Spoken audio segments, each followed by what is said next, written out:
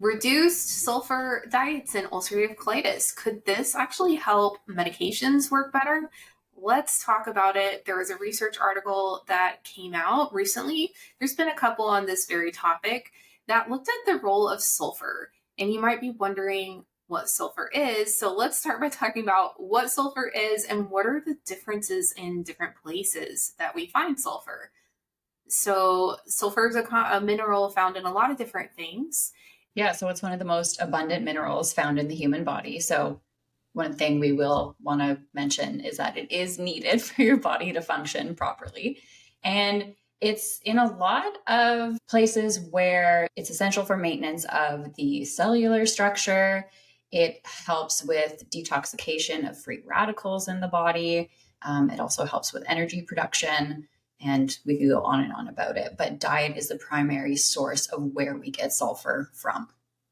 And by free radicals, we're meaning like when you think of the word antioxidant and, it being helpful, kind of like the cleanup of everything.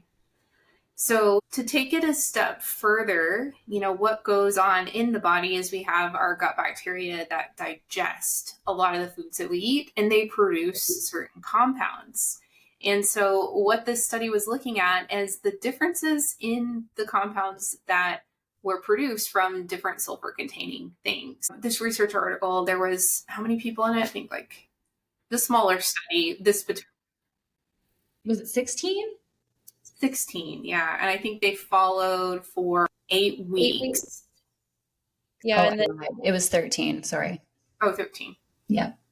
So it is a smaller study, but it's built on previous studies that we've seen that talked about sulfur was out of Canada. And let's talk about some of the findings. So you want to start us off with some of the things that you thought were interesting? I thought it might be helpful too to mention that the intervention group, both intervention and control group, had conventional medication management or anything else that they were doing to previously manage their UC with.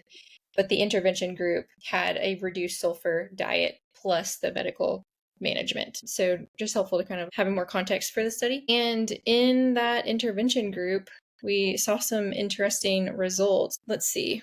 In that intervention group, we had significant positive results related to those metabolites, so those sulfur reducing bacteria. So if those that had higher intakes of particularly protein rich sulfur containing foods like chicken, beef, pork, eggs, processed meats, those were associated with higher sulfur reducing bacteria. And then those that had higher intakes of like vegetable sources of those higher sulfur, so you can have plant-based and animal-based sources of these sulfur-containing compounds, but those that had more of the vegetable, like cruciferous nuts, seeds, legumes, soy, showed a more protective effect related to, so a negative correlation with those sulfur-reducing compounds, suggesting a protective effect, which I think is really an interesting point to the study, that we can have lots of different food sources, but when we rely more so on those vegetable and,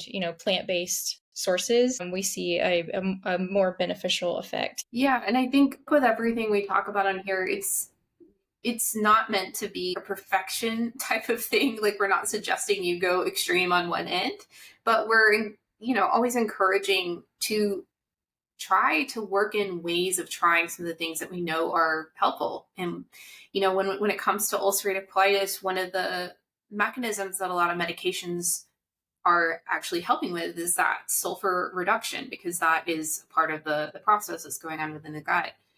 And I'm sure a lot of people are wondering, based on what we're just saying about, well, what's actually different when it comes to sulfur from all these different places? Because if it's all sulfur, then what is the main difference?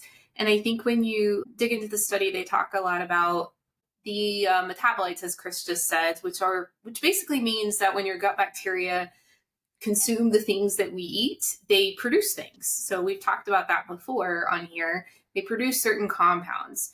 And in it, certain dietary patterns do tend to increase certain gut bacteria. And one of the ones, some of them are more hydrogen sulfide producing, and some of them are less so of that and actually produce compounds like butyrate. And so the ones that are producing more hydrogen sulfide bacteria is, an example would be Biophylla websworthia. It means bile loving. So it likes to consume bile and tends to produce hydrogen sulfide, which can be damaging to the gut lining and problematic. So that's actually what's happening in a deeper level, and what actually differentiates all these different sources. And one of the ones we haven't talked about yet, alcohols on that would be another one, and preservatives, right? So, which would tend to be more in that not as beneficial category. Yeah, and I think it's so interesting because there have been plenty of studies that have kind of shown that, or consistently shown that those of us with ulcerative colitis, we have elevated sulfur reducing bacteria and hydrogen sulfide in our fecal samples. And like you mentioned, a lot of the drugs used in UC, directly target that to try and lower it. And so if we can kind of manipulate the dietary pattern to have less sulfur containing foods, more of those plant, if we are having sulfur containing foods, more of those plant-based sources, then potentially we can really improve the disease, the outcomes. So I think that's something fun for us to know and be able to kind of play around with. Yeah. So something that I sense people feeling too is that a lot, I bet a lot of people are thinking, well, those foods are really hard to digest, which is, yes, and that's why we're here.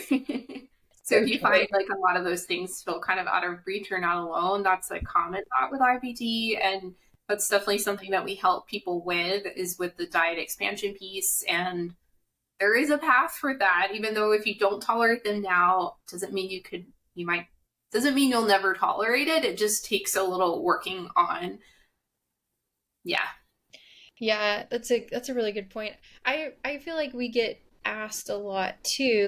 Okay, if I'm not able to fully eliminate, chicken or eggs or whatever, an animal source of protein source, like if I'm having it X amount of times per week, is that gonna like totally derail all of my progress? What do you guys think about that? I mean, I think we always talk about the importance of patterns, right? And it's about the balance of everything. And I think the fact that the study title is Reduced Sulfur Diet Reshapes the Microbiome, not No Sulfur Diet, I think that's an important thing to be mindful of, right? We're not saying never have these things again. No, I would never say that. I can't say that. No. And the science doesn't say that either, that it's a hard no for food items. But are there certain swaps you can make? Are there other things you can bring in to help support your gut? Quite often there is, and we help you with that. Yeah, that's a really important distinction for sure. And I hope that that's a takeaway for people. I know we're going to get some comments of people that are saying, no, those foods cause me flares. What are you talking about? And if that's you, we have basically, I feel like almost every YouTube we've done, we usually say something like, just because something causes symptoms doesn't necessarily mean it's causing harm.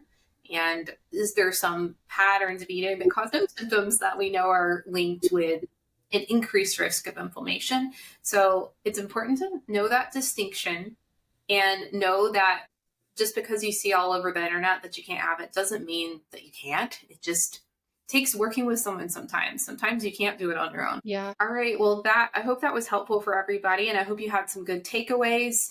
Bottom line, including more sulfur-rich foods, like particularly in the plant-based family. Maybe we can name some of our favorites as we wrap up.